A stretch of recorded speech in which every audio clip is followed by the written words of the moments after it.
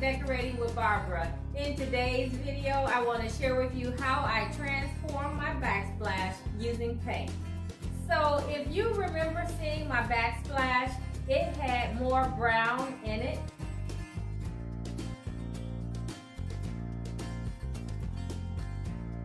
And so with my refresh this year, I wanted to give the kitchen an overall light appearance.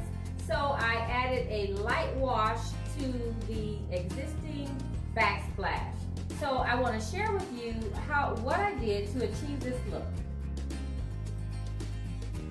Okay guys, so first you're going to need a couple of cotton rags, and 2 of them you're going to have damp. This one you're just going to use after you after you sand it. You're going to need a little sandpaper and a rag to wipe away the debris, and the polyurethane, and then you're going to need your paint. And then I just used a simple paint that I had already in my paint closet that was in a gray. And then once it's clean, you just dry the tile, and then once the tile is totally dry, then sand it. And just once you finish sanding, then you're just gonna wipe that away. And then once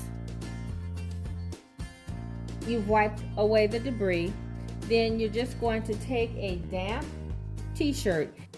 Once I got my cloth wet, and then I just dipped it in some paint, and the paint, let me get my paint tray.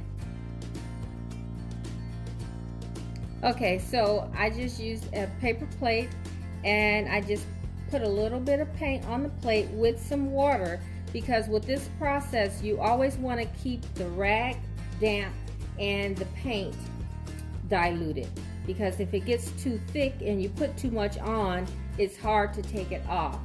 So just dab your rag in the paint and a little bit of water, and go to the tile, and you want to just start dabbing. And you can do small areas at a time. And if for some reason you put too much paint on, more than you thought you wanted in that particular area, then you can keep a water bottle nearby and just kind of spray it. And so with your next cloth, you can now take what you dabbed on. So you're just going to do it in a dabbing motion, and you're going to do a little bit at a time, because you want to make sure that you don't have any like straight lines. And so this is the second cloth will help with that. So you just want to go over that same area. I apologize for the tapping, but go over that same area to soften any hard lines or any areas that, like I said, may be too heavy. And so this is like the first coat, and it's very light, this one here on the left. This one on the right, I did do 2 coats, and so that's why this one looks a little lighter, because I put more on. So the first coat, it just covered a little bit, exposing some of the underneath color, but the more you put on, obviously the more you'll cover the existing color. So if that's your intention,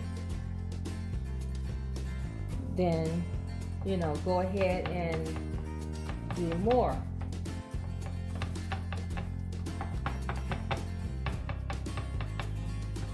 And it's just the pouncing. Everything that I do, guys, is pretty simple. I'm never going to show you guys anything that is really difficult to do, because I just don't like difficult projects. And then you're just gonna pounce on that, and you just keep doing it until you get the look that you're after. And so once you get your look, then you're going to cover it with a polyacrylic protective coat, and this one is a clear matte finish. But once you get your desired look, then go ahead and but let this dry 24 hours. I let mine sit, and you can do longer if you like, and then come back and then put the protective coat on it. So that's it. Okay, so now let me show you how it looks in the kitchen and how I accessorized with my new paint color.